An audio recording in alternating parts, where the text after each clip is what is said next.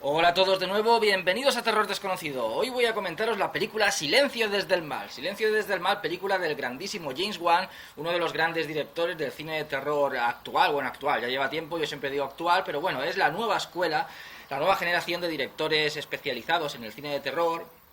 Pues como aparte de James Wan, como Rob Zombie, como Ty West, como Alexandra Ha, en fin, esa nueva horneada que salió a principios de los 2000. Y que bueno, pues James Wan, desde su película debut, que fue Saw, es uno de los directores de estos que tienes, que ve su debut y dices, bueno, este es un director a tener en cuenta. Ya empiezas a seguir su filmografía. Silencio desde el Mal, digamos que sería su película olvidada, ¿no? Su película un poco más infravalorada. Cuando en realidad es una auténtica joya que merece estar a la altura de las demás películas de James Wan. Sin embargo, ha sido algo curioso lo que es la filmografía de este director. Al principio ha sido algo bastante curioso, porque le ha pasado un poco parecido, le pasó, luego ya cambió, pero le pasó algo parecido a lo que le pasó a John Carpenter o a lo que le pasó después a Rob Zombie, que quizás a lo mejor la carrera se pueda asemejar un poco más en cuanto a sucesos a lo que le pasó a John Carpenter. Es decir, son directores que cuando hacen películas de bajo presupuesto sacan super éxitos, o sea, son películas que triunfan un montón. Sin embargo, cuando tienen la oportunidad de hacer películas de un mayor presupuesto, generalmente tienen fracasos. Eso le pasó a John Carpenter y le pasó a Rob Zombie también. Es decir, hacen películas de bajo presupuesto y son todo un éxito. Sin embargo, ya cuando se mueven en grandes estudios cinematográficos con presupuestos más altos, pues la cosa ya es como que no funciona, ¿no? Aunque las películas sean buenas, no llegan a funcionar. No sé si es cuestión de suerte o lo que sea, pero sí, ha sido así en el caso de esos directores. Con James Wan al principio pasó algo parecido, es decir, debutó con Saw, una película de bajo presupuesto, previamente había sido un cortometraje. La película costó $1 millón o menos de 1 millón creo que de dólares costó la película, o sea, una película de muy poco presupuesto. Una película que ni siquiera era pagada por él mismo y por Leigh Whannell, que era también guionista de la película, junto con James Wan. Entonces eran los creadores de Saw. Y ellos mismos se pagaron la película, igual que lo hicieron en su día George Romero y John Russo con La Noche de los Muertos Vivientes, igual que lo hizo Tobe Hooper y Kim Henkel con La Matanza de Texas, o como Sam Raimi y Robert Tapper con Posesión Infernal, ¿no? O sea, son películas que ellos mismos la financian y la ruedan. Y luego ya pues la pasan en festivales y siempre hay alguna productora cinematográfica que es la que la distribuye. Le gusta el producto, ve que tiene éxito en los festivales y la distribuye ya pues a los cines y a nivel pues nacional o internacional. El caso es que tuvo un gran éxito, Sao, pues ya llegó a formarse una franquicia de una saga entera de películas, del éxito que tuvo. Una película que costó menos de $1 millón, o sea, una película de bajo presupuesto.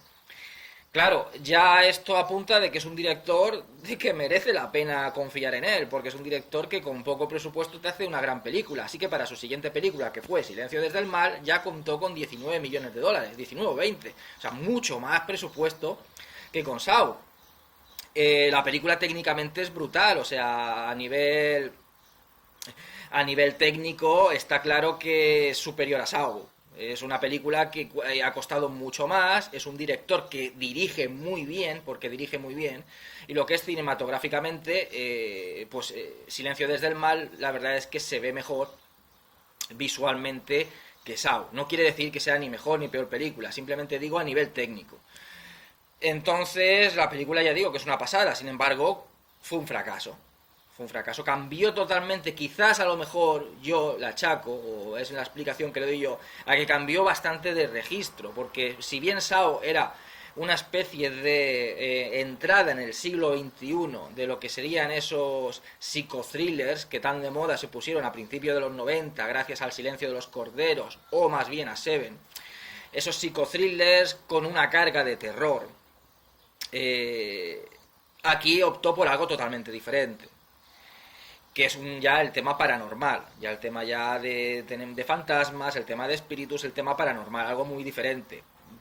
Puede ser, ¿no? No, tampoco tiene por qué un director hacer siempre la misma premisa, es decir, tú puedes hacer, John Carpenter hizo Después de la Noche de Halloween, que fue un slasher, hizo la de la niebla, que no era un slasher. Ya teníamos una película de un terror un poco más fantasmal, incluso tocando ya el tema de zombies o muertos vivientes, aunque de una manera diferente. No hizo lo mismo, no hizo el mismo tipo de terror, y previamente había venido de Asalto a la comisaría del Distrito 13, que aunque tiene elementos de terror, no es una película de terror y no se parece en nada a La noche de Halloween. Igual que anteriormente había hecho una película de ciencia ficción, que fue su debut, que fue Dark Star. Es decir, no tienes por qué hacer siempre lo mismo. Pero bueno, es una explicación que le he dado yo a una película que es un peliculón y que no haya tenido éxito. Luego siguieron confiando con él, aunque esta película hubiera sido un fracaso, siguieron confiando en él, y también contó con un gran presupuesto, con unos 19 o 20 millones de dólares para su siguiente película, que fue Sentencia de Muerte, con la que contó con Kevin Bacon. Y también fue un fracaso. También había cambiado de registro, también había entrado ya dentro de una película que era un thriller de venganzas, que recordaba esas películas de Charles Bronson, en la cual, pues, del justiciero, moría alguien de su familia y el tipo cobraba venganza. Pues iba un poco en esa línea, muy apartado de las líneas anteriores de sus películas. Es decir, siempre que había contado con grandes presupuestos había fallado. Sin embargo, debutó con poco presupuesto y acertó. Luego fue Blumhouse la que le dio $1 milloncillo, $1 millón solamente, para hacer Insidious. Insidious fue un pelotazo, Insidious petó. Es decir, se mueve con bajo presupuesto y triunfa, se mueve con gran presupuesto y fracasa. Lo mismo que le pasaba a John Carpenter y lo mismo que le pasó después a Rob Zombie. Pero en el caso de James Wan, la rueda volvió a cambiar, porque después del éxito de Insidious volvieron a contar con él. Pasó lo mismo que con Saw, dijeron, bueno, pues vamos a darle otra oportunidad y que haga una película de un gran presupuesto, ¿no? Hizo Insidious 2 con poquito presupuesto y triunfaron mucho. Pues bueno, vamos a volver a darle 19-20 millones, como le dimos al principio para estas dos películas, a ver qué pasa. Y hizo Expediente Warren, la primera, la del Conjuro, y fue un super exitazo. Todo lo que no había conseguido con Silencio desde el Mal o con Sentencia de Muerte, lo consiguió con Expediente Warren, El Conjuro, y luego pues con la siguiente de Expediente Warren, la del caso Enfield, y con la séptima parte de Fast and Furious, y con la de Aquaman, ya cambiando de registro, pero con grandes presupuestos, y y tenía éxito. O sea, ya a partir de ahí el éxito de James Wan es de sobra conocido. Es decir, al final cambió un poco, le dio la vuelta a la tortilla en el tema de poder contar con grandes presupuestos y meterse en la industria cinematográfica, pues de películas que tengan un presupuesto entre comillas elevado, porque está claro que el cine de terror 19-20 millones también es un presupuesto para el cine de terror alto, para el cine a lo mejor pues de acción, de superhéroes, pues es un presupuesto bajo. Está claro que el presupuesto que tuvo para Fast and Furious 7 o para Aquaman fue mucho más alto que el que haya podido tener para esta Expediente Warren o para esta última que ha hecho de Maligno. En fin, pero Silencio desde el Mal, que ya me enrolló bastante. ¿Por qué fracasó una película que después en realidad siguió tocando el tema fantasmal con Insidious, siguió tocando el tema fantasmal con Expediente Warren? No lo sé, ya digo que yo puede que achaque a ese cambio de registro. Quizás cuando el triunfo de Insidious, luego tocar Expediente Warren, que era una película de una temática similar, seguía teniendo esa casa, seguía teniendo apariciones, aunque era diferente, pero están bastante emparentadas. Pues igual a lo mejor ya, como no había cambiado de registro, pues la gente es como que, vamos a ver esta, ¿no? Y era como Insidious, pero con mucho más presupuesto, ¿no? La de Expediente Warren. Puede ser, no lo sé. Porque esta película la verdad es que es muy buena. Y no tiene nada que desmerecerse en comparación con otras películas de James Wan, como con Insidious o como con Expediente Warren. Es decir, esta a nivel técnico llega al nivel técnico de las de Expediente Warren, porque costó lo mismo que las de Expediente Warren. Aquí volvemos a contar en la producción, en el guión también, con Leigh Whannell, al igual que pasó en Insidious. Y tenemos una película realmente maravillosa. Si bien ya digo que se nota aquí, esta película homenajea mucho al gótico italiano, a ese cine de Mario Bava, a ese cine de Riccardo Freda, de Antonio Margheriti, sobre todo de Mario Bava. Recuerda mucho en algunos momentos, en algunos detalles, lo homenajea mucho. Si bien con Saw hizo, como digo, una especie de entrada en el nuevo siglo de ese psicothriller de los 90 con añadidos de terror, esta película hizo lo propio con el gótico italiano, al igual que con Insidious o con Expediente Warren tocó el tema de casas encantadas, de películas de finales de los 70, principios de los 80, pues como pueden ser las películas de Amityville o la de Poltergeist o la leyenda de la mansión del infierno. Aquí, o Pesadilla Diabólica también, que es una película que no es tan conocida, pero también es una auténtica joya. Aquí bebía más de ese cine de terror gótico, de Mario Bava, tipo pues La Máscara del Demonio, tipo Las Tres Caras del Miedo, al cual hace un homenaje directo en esta película.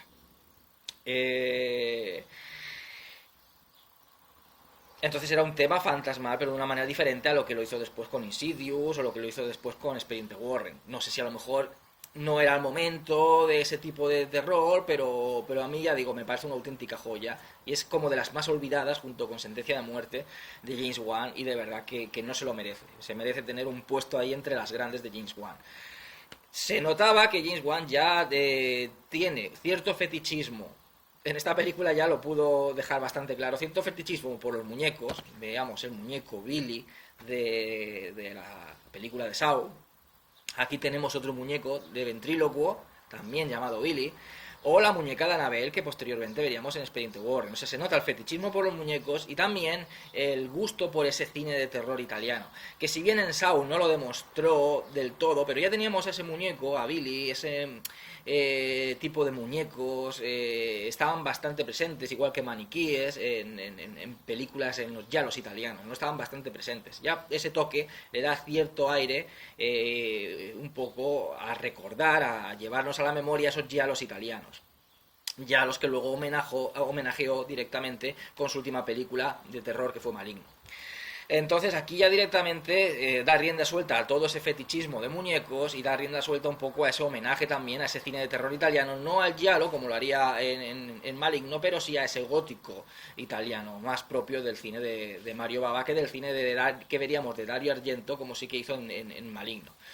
Aquí nos cuenta la historia. Al principio vemos un prólogo que nos cuenta de que la palabra ventrílocuo deriva del latín, que es ventri, que significa vientre, y loqui, que significa habla. Entonces sería como hablar desde el vientre, ¿no? Eso es el ventrílocuo. Y según cuentan ciertas historias, pues los ventrílocuos, digamos que algunos espíritus pueden hablar a través de las personas, pero a través del vientre de las personas. Es como el espíritu entraría dentro de tu cuerpo y a través de tu vientre habla por ti, habla como si fueras tú, habla por tu boca, como si fueras tú un muñeco de ventrílocuo manejado por ese espíritu. De ahí el tema de los muñecos del ventrílocuo, para que a partir de una persona poseída por ese espíritu y que pueda hablar a través del vientre, pueda hacer que el muñeco de ventrílocuo hable sin que mueva los labios, o sea, hable, pero sea en realidad no la persona la que habla, sino que sea un espíritu que hable a través de su vientre, y tú hagas que el muñeco mueva la boca para que ese espíritu hable a través de ese muñeco, por decirlo de alguna manera. Habla a través de tu vientre, pero tú haces que el muñeco mueva la boca para que parezca que habla a través del muñeco y se manifieste ese espíritu. Comienza con un matrimonio, está en una casa, un matrimonio joven, y entonces resulta que reciben un paquete. Tocan a la puerta, cuando abren no hay nadie y reciben un paquete. Dentro del paquete hay un muñeco de ventrílocuo, un muñeco que pega muy mal rollo, es muy mal rollero. En general los muñecos de ventrílocuo, los muñecos son mal rolleros, muchos, no todos, pero son mal rolleros. Los de ventrílocuo son más mal rolleros aún. Entonces esa boca así como desencajada, esa manera de mover los ojos, es muy mal rollero el muñeco, que por cierto se llama Billy, al igual que el muñeco que aparece en la saga de Saw. No sabe quién se lo ha mandado, no sabe absolutamente nada. El caso es que se va a comprar comida y la chica se queda sola, y entonces aparece ya de buenas a primeras el buen hacer de James Wan en cuanto a escenas de terror. Ya no vamos a decir cinematográficamente, la película es una pasada. O sea, tiene unos planos, unos movimientos de cámara brutales, unos planos cenitales brutales. Una suavidad y una ligereza a la hora de mover la cámara realmente fascinante. Luego tiene también ese aire de toque de cuento de hadas macabro, de cuento macabro. Por ejemplo, cuando se ve como un mapa en una pared y entonces es como que la cámara se va acercando a ese mapa y de repente es como que se mete la cámara dentro del mapa y ya se ve la realidad del lugar, ¿no? El mapa refleja un lugar, entonces la cámara es como si penetrara en ese lugar, que es un dibujo, hasta que apareciera en un plano cenital en un bosque real. Si el mapa refleja un bosque, se entra dentro del mapa y aparece ese bosque real, como si la cámara hubiera atravesado el mapa y hubiera llegado hasta ese bosque que hay dentro, se hubiera metido en el mapa, hubiera llegado hasta ese bosque desde un plano cenital en el cual se ve un coche pasando por una carretera boscosa. Por ejemplo, ese es un plano realmente brutal, que le da ese toque también como de cuento. Luego también, bueno, tiene otro plano que aparece pues de la pupila del protagonista, aparece una imagen en la pupila y luego vemos como la cámara se adentra como dentro de la pupila y aparece otra vez la cara de él y otra vez otra imagen, ¿no? Como que es una imagen, o sea, yo estoy aquí y entonces se ve en mi pupila la imagen de lo que yo estoy viendo ahí, de repente la cámara va aquí, como que se funde en mí, luego se ve otra escena en la cual yo estoy reflejándose en mi pupila la imagen que no que he visto previamente, sino la que he visto posteriormente, como si yo estuviera ahí detrás, ¿no? O sea, yo estoy viendo ahora lo de ahí, tú lo ves en mi pupila, el reflejo de lo que yo estoy viendo ahí, como la cámara, como si entrara dentro de mí, y luego se ve como mi imagen en otro lugar, y en mi pupila el recuerdo de la imagen que yo estaba viendo, como si yo me viera a mí mismo viendo esa imagen, ¿no? La imagen de verme a mí mismo viendo esa imagen. Es un poco complicado de explicar, pero más o menos sería así. O sea, un estilo visual realmente impresionante y unos trucos de cámara realmente visualmente espectaculares. Pero ya digo, las escenas de crear tensión y de crear terror, cómo se mueve James Wan, siendo esto puramente ya una película de terror, porque Saw quizás ya entraría dentro del thriller, una mezcla de thriller y terror. Esto ya es terror puro y duro, como luego seguiría con Insidious o con Expediente Warren. Entonces vemos como le pone una sábana, o sea, entra dentro, deja al muñeco encima de una de la cama. Es espeluznante, ¿no? Las veces que tú no estás mirando el muñeco y de repente el muñeco gira la cabeza, o sobre todo gira a lo mejor un ojo. Otra escena también que está muy bien porque hay veces que tú lo ves como gira la cabeza o lo ves como gira un ojo, pero otras veces no lo ves. Es algo que aparece dentro de una sutileza realmente brutal. Hay una escena que el chico lo lleva en el coche y entonces se va viendo cómo va pasando y hay a veces sombras que tapan a la cara del muñeco. Entonces se ve como a lo mejor el muñeco está mirando para acá, de repente aparece una sombra que tapa lo que es la cara del muñeco. Tú no ves cómo ha girado el ojo, pero cuando la sombra, la luz vuelva a su cara, ves como el ojo ya la está mirando. O sea, de una manera más sutil, en vez de ver tú como el ojo va girando, no lo ves, simplemente ves que estaba así, de repente hay sombra y cuando la sombra desaparece, vuelve a estar iluminada su cara, el ojo se mueve mirando al protagonista, mirando al conductor del coche. Trucos bastante mal rolleros. Entonces aquí la chica es como que oye un ruido, entra a la habitación y se ve el muñeco tapado con una sábana, ¿no? Un aspecto muy fantasmal.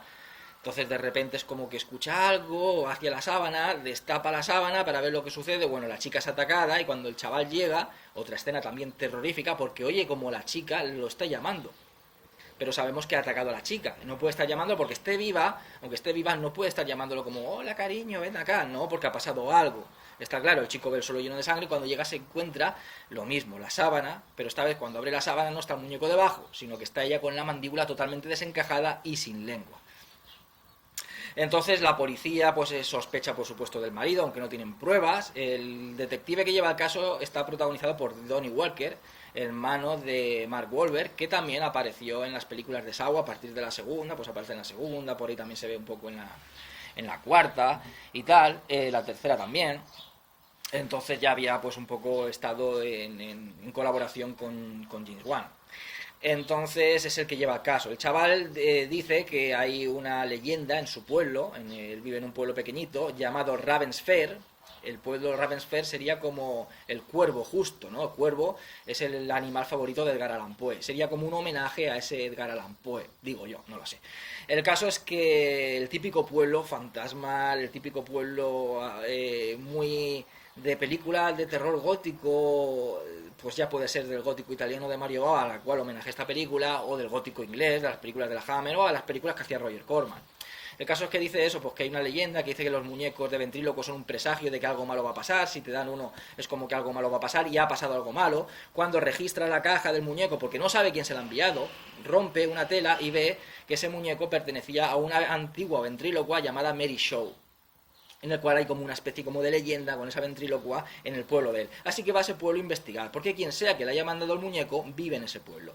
Va a ver a su padre, que pues lleva años sin hablar con él, su padre es como un millonario, vive en una mansión, lleva años sin hablar con él, no se hablaba con el padre se ha casado otra vez con una chica joven, cuando llega él está en una silla de ruedas, porque le había dado una embolia y tal.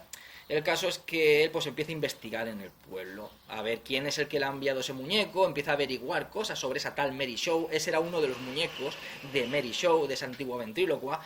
Este detective va detrás de él en el pueblo porque piensa de que él está detrás de los... del asesinato, entonces está como investigándolo. En fin, el pueblo está como semi abandonado, está todo como muy lúgubre, es el típico pueblo con esa neblina, que está más que la neblina ambiental, que también hay una neblina más espesa, lo que es en el suelo del pueblo, lo que es la parte baja del pueblo, es como que todo está lleno como de una neblina, sobre todo la parte del cementerio. Hay una parte en la cual está enterrada esta ventrílocua, Mary Show, que decían que no tenía hijos y que los muñecos eran como sus hijos, y está enterrada junto con todos sus muñecos, porque ella dijo que cuando la enterraran en el cementerio, la enterrará junto con todos los muñecos. Él intenta devolver ese muñeco a la tumba un poco porque se supone que si tú devuelves el muñeco al lugar de su origen es como que la mala suerte termina, algo de eso, pero bueno, el policía al final lo desentierra, el muñeco al final va de un lado para otro, nadie sabe si es el muñeco el que se va moviendo de un lado para otro o lo van moviendo. El caso es que empieza a investigar sobre la leyenda de esta tal Mary Show y resulta que esta mujer, allá en los años 20, en un teatro que se abrió en el pueblo, pues ella pues hacía sus espectáculos de ventrílocua.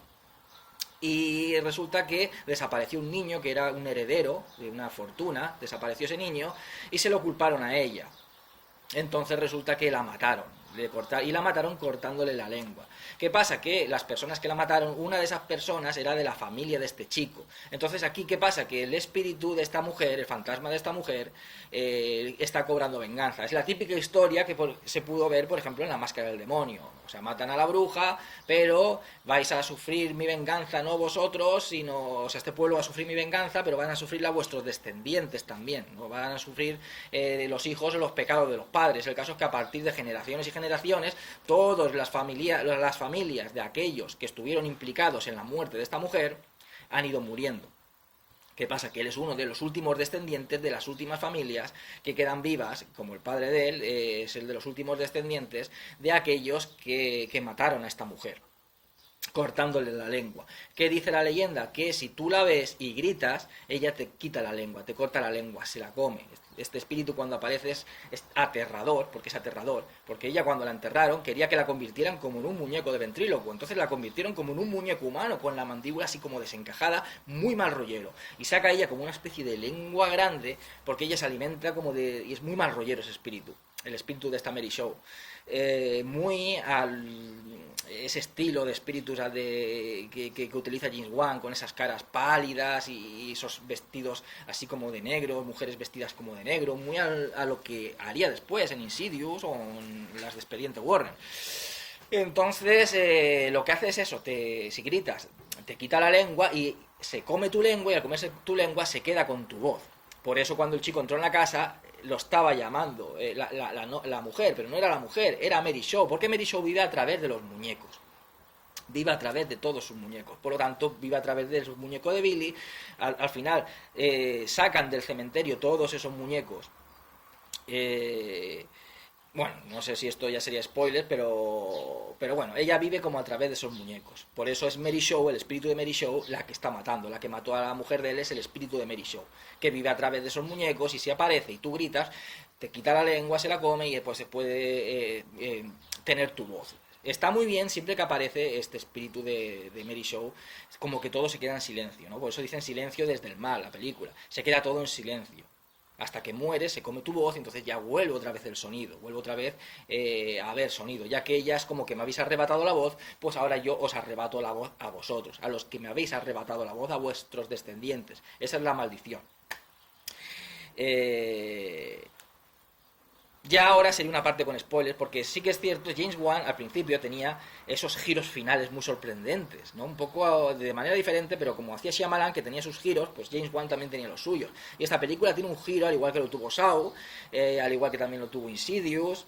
Quizás luego ya en el primer Expediente Warren, pues también hubo ahí una especie de resolución un poco no, en la de Caso Enfield, pues una resolución un poco de te crees que es esto, pero bueno, al final resulta que es otra cosa. Pero ya dejó un poco aparte esos finales sorpresa hasta que llegó Maligno. Maligno volvió a retomar esos finales de, ostras, no te esperabas esto, pero es esto. Bueno, pues ya aquí tiene también un final realmente sorprendente que merece la pena comentar. Película que es una auténtica joya, una maravilla. Si os gusta James Wan, esta película, yo no sé por qué al final tuvo el poco éxito, pero yo creo que si no, o sea, yo creo que el tiempo le ha dado un estatus de culto, porque esta película sí que tiene un estatus de culto que se lo ha ganado con el tiempo. Es decir, no, lo que no ha tenido en éxito lo ha tenido en convertirse en una película de culto. Y ahora iría a una parte con spoiler rápida, porque llevo 25 minutos, he podido conseguir un poco más de capacidad en el móvil, pero tampoco tengo mucha. Creo que me llega media hora, un poquito más, en fin. Parte con spoilers, recomendadísima al 100%. Bueno, al final resulta de que la habían culpado de la desaparición de este niño, de que ella estaba involucrada en la desaparición de este niño, y sí era cierto de que estaba involucrada. Ella quería tener como crear el muñeco perfecto, y el muñeco perfecto crearlo con un ser humano. Igual que hicieron con ella, pues, siendo un cadáver, que la convirtieron en una especie como de muñeco ventrílogo, pero en formas, a lo mejor por desencajándole la mandíbula, para que pareciera que tuviera una mandíbula esta como de muñeco. Pero ella quería hacer un muñeco de verdad, un muñeco de ventríloco de verdad, y cogió este niño, que el niño que la acusó de que se le movían los labios cuando estaba manejando al muñeco de Billy, la acusó de que se le movían los labios, pues es como que lo fichó y dice, ah, pues para ti. Y lo convirtió en un muñeco de ventríloco, porque también era un niño, ella no tiene hijos, pues los muñecos son como sus hijos, y quería como un niño de verdad, como Pinocho, ¿no? Pues tienes un niño muñeco, ¿no? Por decirlo de alguna manera, y crear el muñeco perfecto. Así que realmente era ella, aunque nunca se encontró a ese niño, sí que realmente era ella la que había matado a ese niño. Por lo tanto, no está justificado lo que le hicieron porque no lo sabían, pero en realidad lo había hecho, o sea que se mereció lo que le había pasado. Pero la tipa, pues de todas maneras quería venganza. Entonces, cuando va matando a todas estas personas descendientes de aquellos que la mataron, quitándole la voz, sobre todo, que era lo que ella tenía, lo que ella era su representación, su manera de comunicarse con esos muñecos que eran como sus hijos, pues está convirtiendo a todos los muertos en muñecos de ventrílocuo, en muñecos humanos de ventrílocuo, en esos muñecos perfectos de ventrílocuo. ¿Qué pasa? Que al final ese giro, esa sorpresa, resulta que el padre está muerto. El padre en todo momento ha sido un muñeco de ventrílocuo, un muñeco humano, manejado por esa joven con la cual se ha casado, con esa mujer, porque esa mujer resulta que también es un muñeco poseído. Ella vive a través de los muñecos, ella vive a través de Billy, ella vive a través de todos los muñecos de ventrílocuo, también vive a través de los muñecos humanos de ventrílocuo. Por lo tanto, siempre que se ve a esa mujer con el padre siempre está sentado y ella siempre está con la mano detrás, y siempre que mueven la boca, ella está callada. Cuando habla ella, él está callado, nunca se interrumpen, siempre es habla ella y luego habla él y tal. Entonces está manejando un muñeco de ventríloco. Es muy mal rollero ese final, muy mal rollero, y de verdad que es sorprendente. Entonces ella también, esa mujer también es un muñeco humano poseído por Mary Shaw. O sea, Mary Shaw ha convertido a sus víctimas en muñecos humanos a los cuales también puede poseer. Y parecen seres humanos. Cuando está poseyendo a la mujer joven de este hombre, pues entonces ella, como es ventrílocua, habla con el otro muñeco humano que es el padre de este chico. Cuando posee al padre de este chico, porque también lo posee, cuando el chaval va a recoger, se supone que tiene que quemar todos los muñecos para destruir al espíritu de Mary Shaw, porque ya, si ella vive a través de los muñecos y los destruye todos, pues dejará de vivir ya su espíritu desaparecerá, porque no tendrá ningún muñeco a los cuales ella poder introducirse y poder comunicarse con el mundo de los vivos, o interactuar en el mundo de los vivos. Cuando quema ese teatro abandonado, lo quema entero con todos los muñecos, solo quedaba el muñeco de Billy.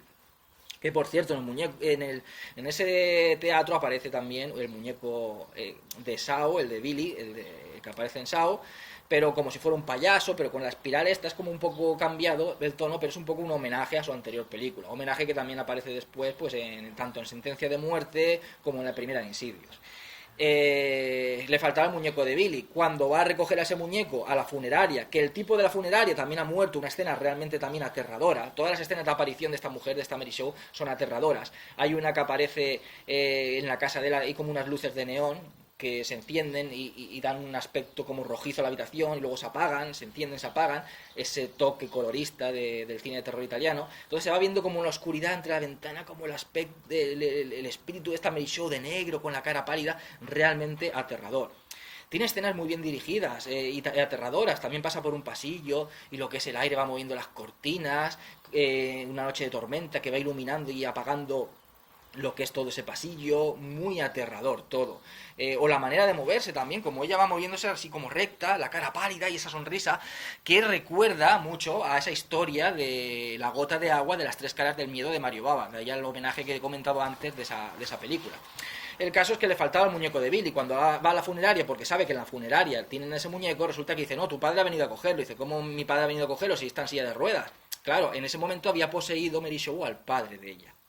O sea, al padre del chico, perdón. Y ahí por eso se había movido. Cuando está en la casa, solo puede poseer a un muñeco. Pues posee al muñeco de la mujer y habla como ventrílocua, como si el padre estuviera vivo, cuando en realidad también es un muñeco humano. Pues al final este chico también muere, ha completado la venganza Mary Show, y ya se ve al final todos como un retrato de estos antiguos en los que todos se han convertido en muñecos de ventrílocuo humanos. Final pues bastante mal rollero. En fin, película que es una auténtica joya para mí. No se merece pues ser una de las películas, no digo olvidada porque se ha convertido en una película de culto, pero sí de las de menos éxito, que fuera un fracaso en la filmografía de James Wan, y es una película a tener en cuenta porque es una auténtica joya del cine de terror moderno. Bueno, espero que os haya gustado el vídeo. Dentro de poco comentaré otra película. Que seáis todos muy felices y hasta siempre.